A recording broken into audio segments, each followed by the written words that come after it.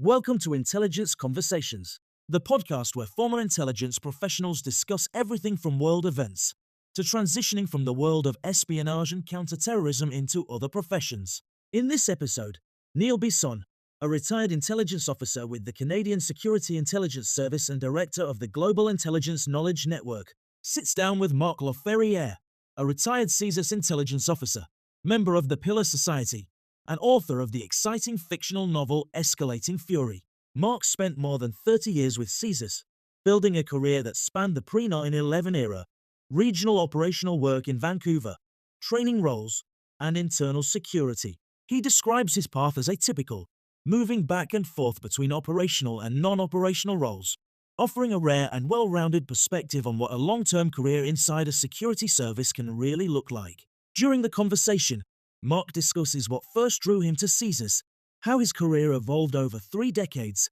and the experiences that ultimately led him to writing. He explains the catalyst behind his first book, an autobiography, and how that project became the bridge into the world of fiction. Marc also speaks candidly about the challenges of being a self-published author, where the inspiration for Escalating Fury came from, and how real-world intelligence work influenced the creation of the story and its main character, Zach Power. He offers a quick synopsis of the novel, outlines his writing process, and shares when readers might expect the next installment in the series. As a bilingual writer, Marc also explores the unique benefits and challenges of writing in both of Canada's official languages, and how that shapes his creative process. This episode offers an inside look at an intelligence career, the transition from operations to authorship, and how lived experience can shape compelling intelligence fiction. This is Intelligence Conversations with Neil Bisson. Let's get started. I'd like to welcome today all of my listeners to another episode of Intelligence Conversation. I'm here with Marc La Ferrière, an individual that I had the opportunity to work with while I was at the Canadian Security Intelligence Service as an intelligence officer. Marc and I interacted on multiple occasions, and now I actually have him on for this show because I want to talk to him about his transition from the service into becoming an author. Marc has written a couple of books now, and we're going to get right into this. So, Marc, first of all, I want to thank you very much for coming and being on the show with me today. And I just want to give the listeners an opportunity to hear all the wonderful things that you have to offer when it comes to the literary world. So maybe we can start off by talking a little bit about how you got involved with the service and what attracted you to that kind of job, and a little bit about your career. So I want to give people a background on who you are. So, Marc, give us what you got. Okay, thanks, Neil. Thanks for having me on the show. I joined the service in the 1980s when there was no internet, so I really was not aware of the service per se. And it was while I was going at Concordia University, there was an article in the newspaper, the Gazette, that I saw. It talked about CSIS. There was some official languages problems between the office in Montreal and HQ, so I read up on that. And then I said, well, we have this in Canada, the Canadian Security Intelligence Service. So I looked it up in the phone book. As some of you might recall, the phone books back then were in paper and they were very thick. And at the end, you had the blue pages. So I scrolled through the federal government institutions and I found CSIS and I called. It was a number in Montreal. I still didn't know that much about the organization at the time. It was a very short conversation. Basically, I wanted to know what kind of people they hired to work there. So it comes down to, they asked me basically 4 questions. Are you a Canadian citizen? Are you bilingual? You have a driver's license and you have a university degree. Mm-hmm. So that kind of started the ball rolling in 86. And in those days, they'd hire maybe 10 to 15 intelligence officers per year. And actually, that newspaper article led to the service not hiring people for a year because they had to settle a few things. So anyway, it took 3 years for me, and I started September 11th, but 1989. So that's when I started to join the service. Yeah, and my career path, well, I did, as you know, we have an entry training that lasts a couple of months in Ottawa. So I moved from Montreal to Ottawa. And I was lucky enough that my class, my troop, we didn't last very long in HQ because everybody, when you join the organization, you want to go work in the field. Mm-hmm. And so after about 1 year and 4 months at headquarters, I had another training, and then I went out to the field. And my first posting was in Vancouver. And there I did a bit of everything. I did maybe 6 months of security screening at the beginning. Mm-hmm. That's, verifying clearances, interviewing people, and so on. And I did a bit of CI and CT work. So I was there in Vancouver for 3 years, so 91 to 94. Then I came back to Ottawa as an analyst at the headquarters, and I worked on a Middle East investigation for 3 years. Then I got transferred out to Quebec region, where I worked the same investigation for 4 years. Hmm. Um, then I transferred back to Ottawa for personal reasons, and I worked in human sources for a while as an analyst. Then I became an operational trainer. I think this is where we met. Hmm. And I was training the intelligence officers that were starting out in the service or going out to the field. And I did that for about 3 years. And after that, I had an atypical career, meaning I didn't stay like in ops all the time. So I did a lot of different things. Hmm. I started with the training, which I really liked. And then I worked in internal security for about 3 years. And I went back to ops and what we would call counterterrorism at HQ again Hmm. for another 2. And then I went back to international security, which was for quite a long time. Then I went back. My last posting was in the field in Ottawa, and I Hmm. retired. I retired as the chief of internal security for Ottawa region. So that's So, in a nutshell. That's what my career looked like. I worked mhm. 30 years. Yeah. So quite a diverse career back and forth all over the place, and opportunity to travel and try different things and be involved in different investigations. So Yes. uh, Yeah, that's really. Yeah. Yeah. I enjoyed what I did. Like when I look back on the 30 years, I had a fun time. I had a good time. There's a bit of ups and downs, of course, but the ups were a lot higher than the downs were. And then when mhm, I retired, actually, I then went to work casually for CSC. mhm. Casually, what that means is I would work 90 days a year per calendar year. So from January 1st to December 31st, I would work 90 days. I could say, like, I'd go work 2 days, January 5 days, and February. Then, okay, I'm taking 3 months off. I go somewhere, travel, whatever. So I did that Mhm. for 5 years. So it's like 30 years at CSIS. And then when I finished with CSC, I finished there September 2024. So Yeah. you've been retired since September 2024, and you ended your career with CSE as a casual worker. Yeah. Yes. Yes. Yes, that's right, Neil. So those 5 years were very casual, meaning I had other stuff I was doing. Good. But yeah, it was 90 days a year, so it was a nice little. Was still in the game and getting a bit of income as well. So when did you start getting involved in writing? When did that become a bigger part of your life? Was it when you retired from the service and then had, a little bit of work with CSE, but still had more time on your hands? And what was the catalyst for that? What made you want to start writing? Okay, that's a good question. There's a few different elements in the answer. When I was young, well, when I went to university, I studied in communications, which led to jobs like in TV and radio for about 3 years before joining CSIS. So I was already involved in, film, television, sound recording, that kind of stuff. So I always had that creative side within me. I used a lot of video cameras when they came out, so I was even doing like little videos of people in my family for to highlight their lives. And I started also reading books, how to write a novel, how to write your biography, how to do this, which I ended up not reading because I didn't have time.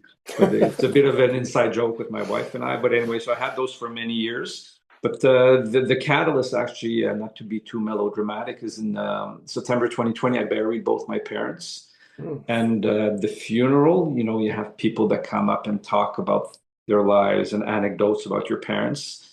And they said things about my parents that I didn't know. And it makes you think, well, when you talk to your parents, they tell you things that goes in one ear, out the other when you're young, because you don't, wrongfully so, you don't care that much. And then as you get older, you realize that you should care more. And then when they're gone, it's too late to get all the nice little stories. So that was Mhm. kind of the catalyst for me to write my first book, which was my autobiography. It's to one of the parts of that was to leave it to my kids.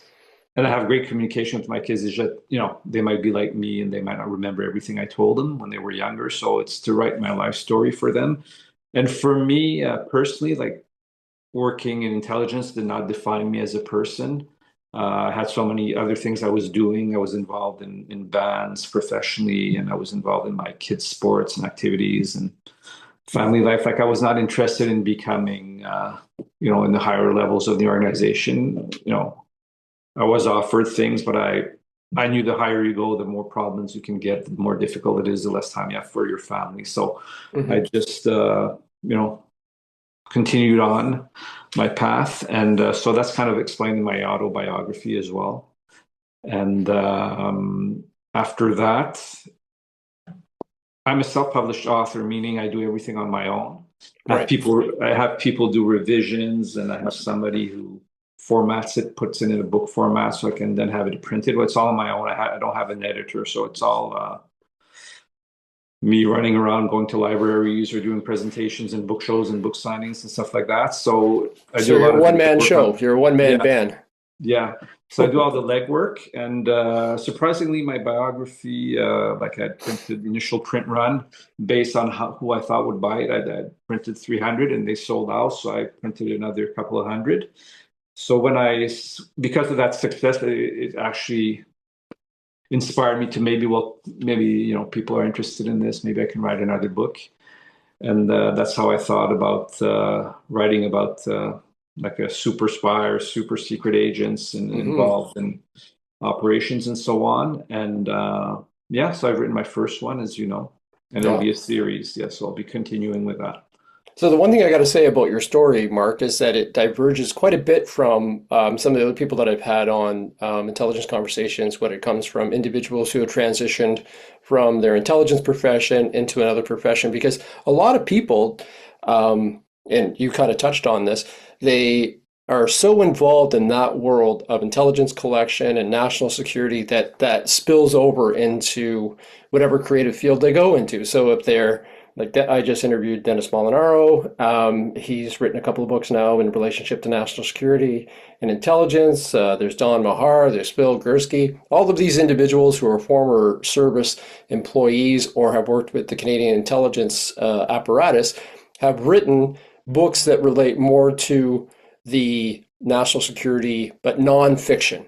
So, like I said, you are the exception to the norm here. So tell me about what got you into going from doing your autobiography, which is a touching story, makes a lot of sense, so that that your kids and your kids' kids and all the other generations will have a better appreciation for who you are and what you did and what your life was more than just national security. But then you kind of went back into national security, but you did it from a fictional creative side. So what got you interested in writing that kind of stuff?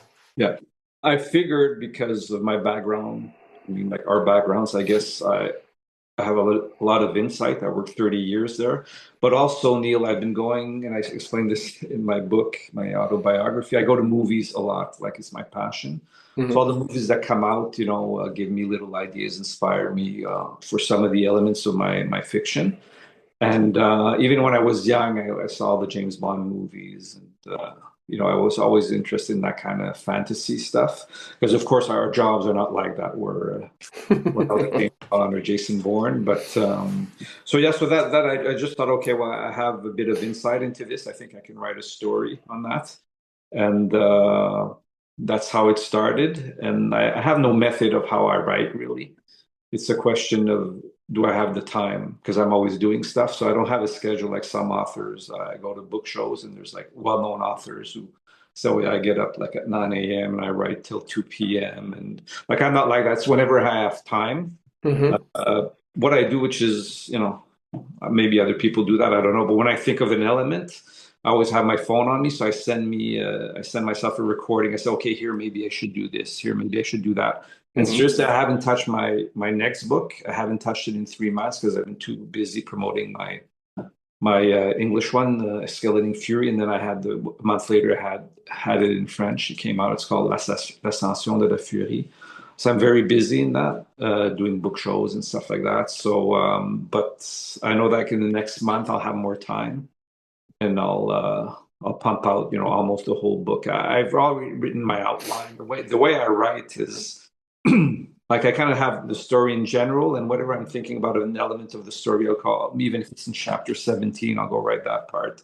I usually write it as notes, point form. Here I'll talk about this, here I'll talk about that, and then I kind of flush it all out as I go along. So I don't have like process where I go from working on writing from 9 to 5 and chapter 1, 2, 3 all in order. It's kind of a mishmash, and then I have to adjust as I go to make it all fit.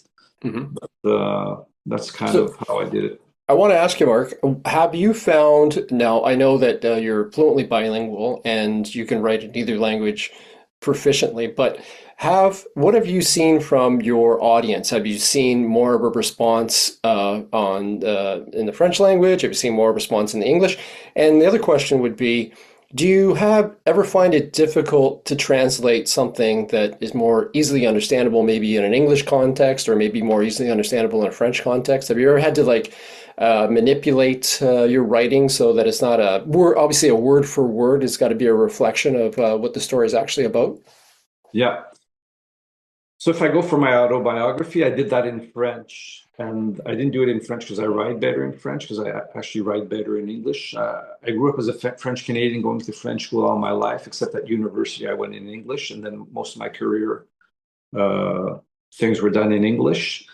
So I'm more comfortable in English, but the target audience for my autobiography, I thought, were more French speaking, all the people I grew up with, because there's a lot of focus on my youth before I joined the organization, before I joined CSIS. So I did that one in French, and French is difficult to write, even for me as a French person. I'd always go on the internet and check how to spell words and stuff like that. But then when I went into fiction, because I'm more comfortable in English, I wrote it in English first. I still go on the internet and look for words like synonyms of this, how to spell certain words to make sure it's all done. And then I have people review it. And then there's the person who does my formatting. They run it through a program to make sure there's not too many mistakes and stuff like that. So it's a long process of review, edit, review, edit. And then there's still mistakes that come out in the book. But anyway, for the French one, I did the English one first. And also there's a reason the costing of all this, because I pay everything on my own, so I can't do them both at the same time, because it's several $1,000s for all the costs involved. So I spread it out in about a month. In this instance, for Escalating Fury, when I did it in French, I came out with the French. When I did in English, the French version came out about a month later. And what I did for that one, the person who does my formatting, I asked her, I said, do you have a tool that you can just put the English version in and have it translated? She said, yeah, but it's not foolproof. There's a lot of nuances that are not going to be accurate. So you'll have to do like a thorough review. So that's what I did. I sent it to her. She used the English version. She sent it back to me in French. And yes, there was a lot of changes. So that's how I did the book in French.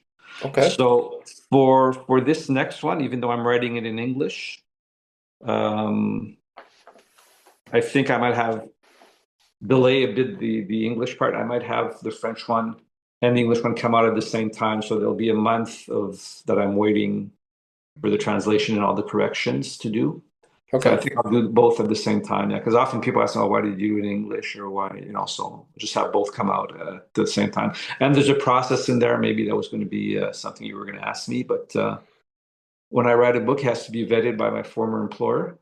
So that's a couple of months also that they take to vet it. But anyway, I won't get into that. But it went very well. Like they came back to me. They didn't change nothing. They said, that's fine. You seem to have met your obligations under the FISOIA, whatever it's called now. So right.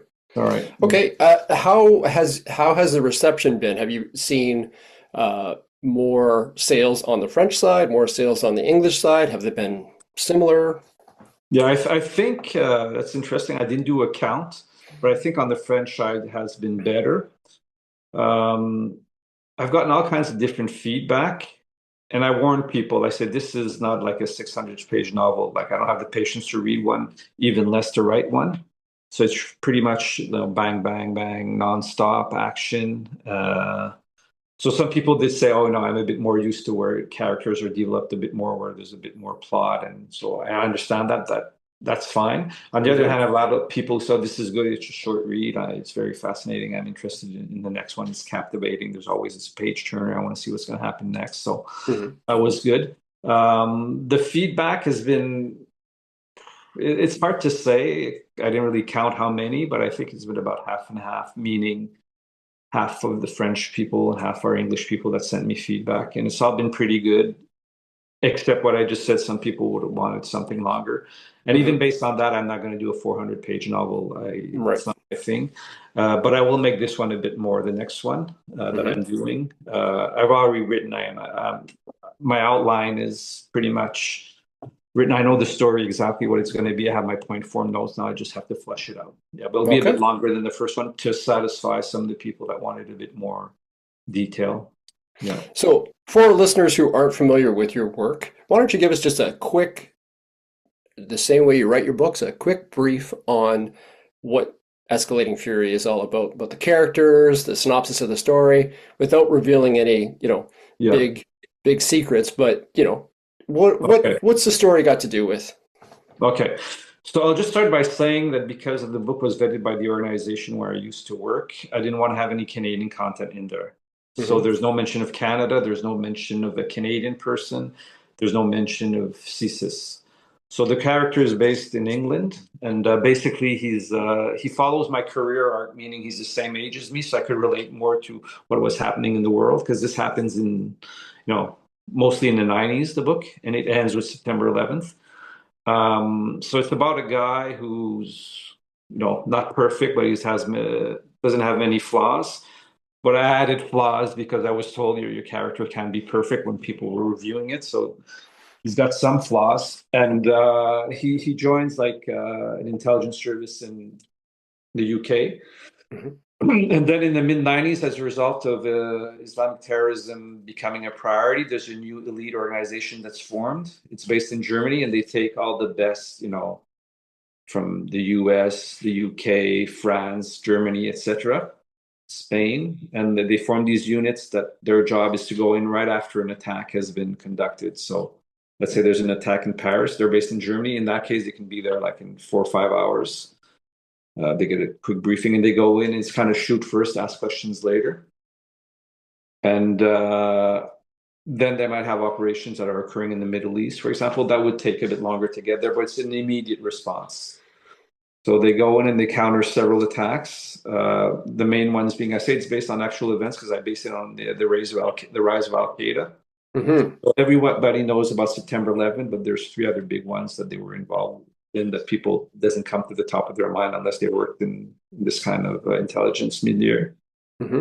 So that's kind of the story. And also I was told by my wife, well, do you have a love story in there? I said, no. She said, you have to have a love story.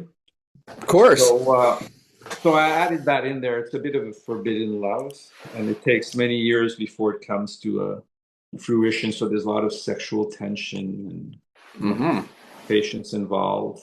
Yeah. So there you go. That's kind of the story. Yeah. Okay. So when you were writing your story, it sounds like a little bit was based on what your own career path was, simply because it starts in the 90s. It's got to do with what's happening with Al Qaeda. It's got to do with, pre 9/11, how everything gets built up. When you were building your characters, and what are the names of the main characters in this book? The main character is Zach Power. Zach Power, yeah. Yeah. It took a while to get a name because I go on the internet. I don't want to use a name that's out there. It's almost impossible to find like a cool name. Right. So anyway, so I settled on Zach Power. Okay, so Zach Power. So did you take any traits or experiences that you had while you were working for the service and use those, or pick characters that you might have known that you dealt with and try to take some character traits from this person and some from that person to build your Zach Power? Or was it just it's all Marc La Ferrière is now Zach Power? Is that what this is all about, or? I wish. No, it's in terms of the character, I don't think I didn't. I'm not going to say I don't think. I didn't base it on anybody, the actual character. But some of the events, are romanticized, fictionalized, based on what I had heard of when I was working, or things I knew I did. I changed a bit and stuff like that for it not to be recognized. But it's obvious to people that work in our field that they'll see, there's some things we don't do. Well, those are purely made up, right? And I did a lot, well, not a lot. I did some research on if a terrorist attack occurred in East Africa. I wanted to make sure I had a lot of factual information on the cities, the mountains, and where they were and stuff like that. So I did a bit of research on that for Paris as well. And but no, the characters were just based on a lot of movies I've seen, some of the conflicts you see between, people that follow the rules and some that don't. There's one character who's a bit I wouldn't know what use to word exactly, but he's very extreme and he really demolishes Intense. people. Yes, very intense. And there's a couple of female characters as well in the unit, so it's a nice little mix there. Yeah. Okay. And I exaggerated for people that are going to read it. The training that Zach gets in the book, we don't get that. It's a bit exaggerated. We had an intense training before he joined the unit. Okay, good to know. So this isn't a cut and paste of the training that our CSIS intelligence officers get, huh? Well, that's good. That way we're not giving away any secrets. Yeah. What I find fascinating about your story, Mark, is that a lot of the stuff, and you've mentioned it a couple times now in this interview, is that you're basically doing it all yourself. So give me an idea of what that meant for you. Like, did you want to make sure you did it all yourself, or did you find it hard to find a publisher, or Okay. what's the story there? And how have you seen the results? Are you happier with the results that you did it all yourself, or would you have preferred that someone else had come in and kind of taken over? Okay. I'll try to answer that by coming at it from different sides. When I first wrote my autobiography, for example, I knew I didn't want to publish. I just wanted to do it on my own and see how it goes. Hmm. It cost several $1,000s to produce.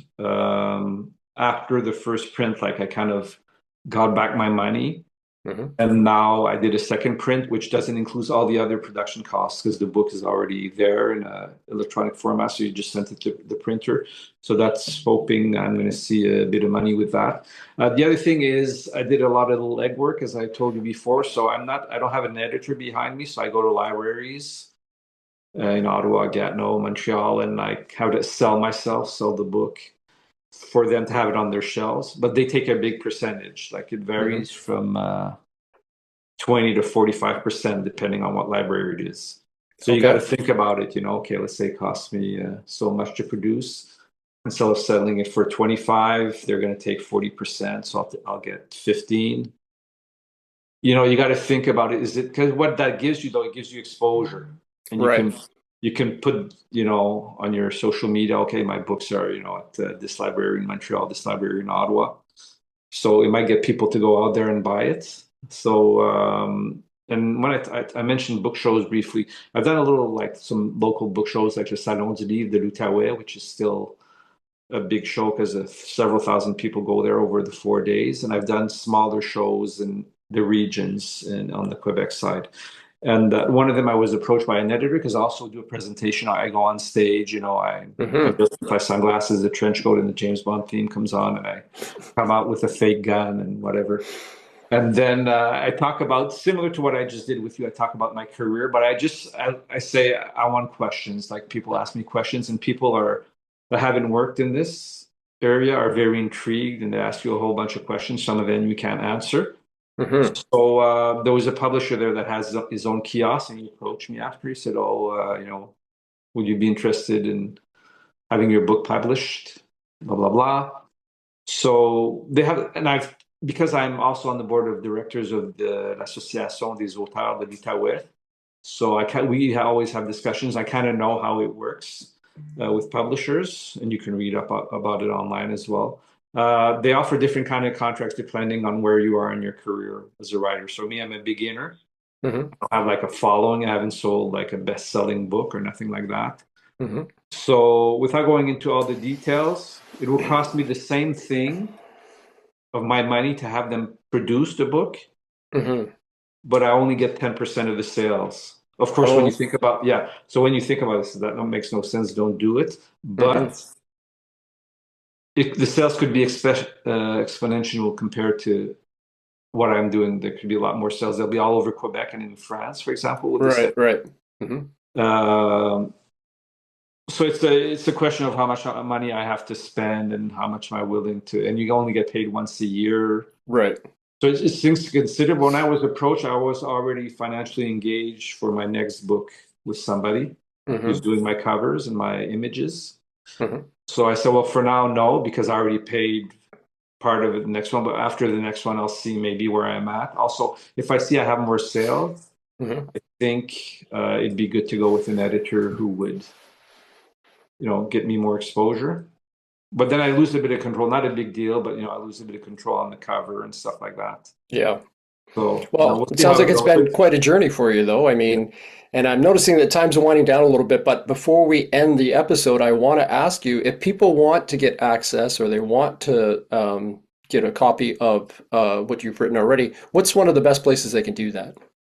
Okay. The best known one, if I say just one, is Librairie du Soleil because they have one in the Byward Market. They Okay. have one in Hull and one in Gatineau. But Hmm. if people live in Aylmer, there's a Bouquinard. They have my books. In Okay. Montreal, for listeners in Montreal, Librairie Monet, which is on the Hmm. north end of Montreal. I have one in Buckingham, Librairie Rosemary. There's a Librairie Louis Fréchette. Hmm. They sell in bulk and they give 20% off on everything. So you get a better price there. Librairie Louis Fréchette, that's in Gatineau. Okay. Uh, Well, what I yeah. can do too is at the end of the show for the description for my listeners, anyone who's interested in purchasing a copy of one of Marc's books, I'll leave a link so hopefully that they can get to that link and then get a copy of that book. So, how long do we have to wait to see the next adventure of Zach Power? Okay. Um, I'm hoping to get most of it done in February. That's my Okay. part. That's the first draft. Okay. But then after that, there's probably 3 months of, vetting by the organization, corrections, reviews, more edits, more reviews. Hmm. So I'm hoping, I was hoping initially to have it for the book show here in Salons de l'Outaouais, which is big in February. That won't happen, but I have a couple of book shows near Montreal in May. So I'm Right. hoping to have it out by May. That might be a bit wishful thinking, but realistically, probably June or July. All right. That's I'm awesome. hoping for May. And also, I have maybe you can put that on your links after, but I have like social media accounts. Right. I can leave or my email, whatever, if people buy directly from me. I'm always out and about in Gatineau and Ottawa, meeting Hmm. people for lunches and former colleagues. So I always copies of my books with me in case. So that's another way I can meet up with people. Well, we'll definitely keep that on. I'll put that in the description. And with the Pillar Society, Marc is also a member. We'll try to put that on the website as well. So individuals who want to check out his book, maybe have a conversation with him about his writing and how much they've enjoyed it, they can check that out as well. So, Marc, I want to thank you for taking the time today to come on Intelligence Conversations. And I hope you all the success in the future. And I hope we have an opportunity to talk about your next book when it comes out. Okay, thanks, Neil. I really appreciate you having me on. Great. Thank you for listening to Intelligence Conversations with Neil Bisson. In this episode, Neil sat down with Marc La Ferrière, a retired CSIS intelligence officer and author of Escalating Fury. Neil and Marc discuss Marc's intelligence career, his transition from operations to writing, and how real-world experience shapes intelligence fiction.